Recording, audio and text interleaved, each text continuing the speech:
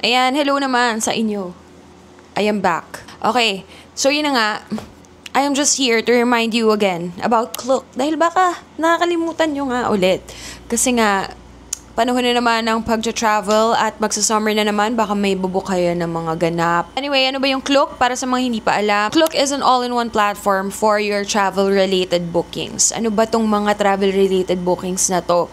Kung meron kayong accommodations na gustong i-check, kung meron kayong mga pocket wifi rental, eSIM, airport transfers, attraction tickets, kung may pupunta kayo ng kung saan-saan, mga Disneyland, Universal Studios, Enchanted Kingdom, anywhere in the world, charing. Kung meron kayong mga tour packages na inaay for a certain trip, kunwari pupunta kayo ng Japan or Hong Kong or kung saan man, pwede nyo i-check sa Klook, search nyo lang dyan kung ano yung mga available tours na pwede for a certain period.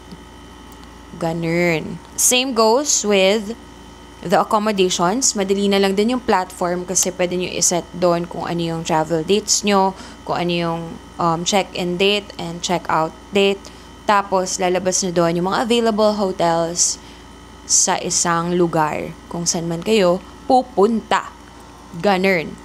Ganun siya. Ganun ang atake niya. So, if meron kayong upcoming trip, you can check out Klook. You can download the app or visit the website, create an account there, log in, and book your tickets easily and hassle-free. Very convenient, especially for international trips. Kasi some of the places talaga, yung mismong voucher, yung mismong code na sinasend ni Klook or yung nakikita nyo dun sa app, yun na mismo yung sinascan dun sa mga lugar. And you can just enter right away. Ganon ang atake niya. I've been using Klook since 2018. Kahit yung mga before pa talaga ng mga trips ko, mga solo trips ko, Klook talaga yung gamit ko. Yun lang naman. So, if you are booking on Klook, you can use my promo code. It's ReggieABCD Klook. Kahit saan pa yan, kahit ano pa yung ibobook nyo, you can use my promo code. Meron lang ibang activities na hindi nyo siya pwedeng magamit. You can just redeem my code and see if it's available for your bookings. So, pwede nyo siyang gamitin. Yun lang naman. Yun lang naman. That is it. Goodbye. Thank you so much for watching.